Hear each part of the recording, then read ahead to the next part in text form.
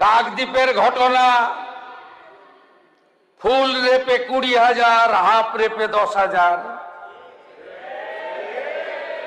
হাঁসখালির ঘটনা, মেয়েটা অন্তঃসত্ত্বা ছিল।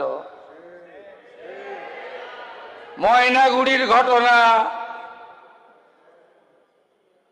লাভ অ্যাফেয়ার্স। আরজি কর, ওর বাবা মা চাইলে তো 10 লাখ দিতেই পারি।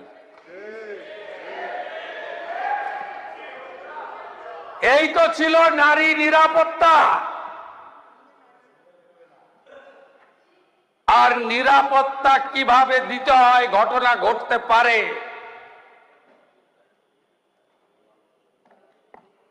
ঘটনা ঘটলে তাকে কিভাবে মোকাবিলা করতে হয়, বারুইপুরের একরত্তি ছোট্ট মেয়ে প্রমাণ করে দিয়েছে এই সরকার। যত স্তরে পুলিশের সঙ্গে আমার মিটিং হয়, সব জায়গায় আমার একটা কথা থাকে, আমরা কেউ ভারত পিতা বলি না, ভারত মাতা বলি। কোন মহিলা কন্যার উপরে কিছু ঘটলে কারোর নির্দেশের জন্য অপেক্ষা করবেন না, যাই করতে চান করে দেবেন। আপনাকে ঢাল হিসেবে প্রোটেক্ট করবে রাজ্যের মুখ্যমন্ত্রী।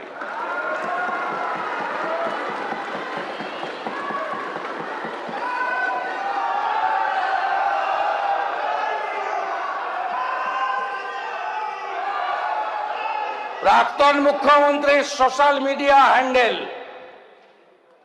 খুললে আমি দেখিয়ে দেব। মাটিগাড়াতে নেপালি একজন ছোট্ট 10 ক্লাসের বাচ্চা মেয়েকে রেপ করে খুন করেছিল, তার ফাঁসির আদেশ হয়েছিল। প্রাক্তন মুখ্যমন্ত্রী মেসেজ করে বললেন, ধন্যবাদ দিচ্ছি।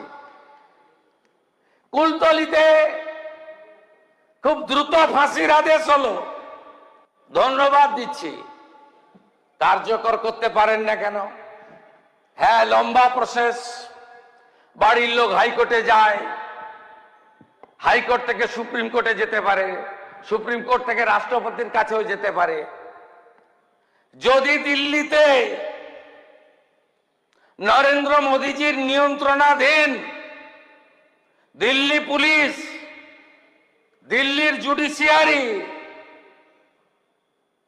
ভারত সরকারের লয়াররা নির্ভয়ার ক্ষেত্রে 4 জনের চূড়ান্ত শাস্তি কার্যকর করতে পারে, তাহলে আমাদের রাজ্যে মাটিগাড়া, কুলতলি সহ 18টি পানিশমেন্ট কেন কার্যকর আপনারা করতে পারেননি?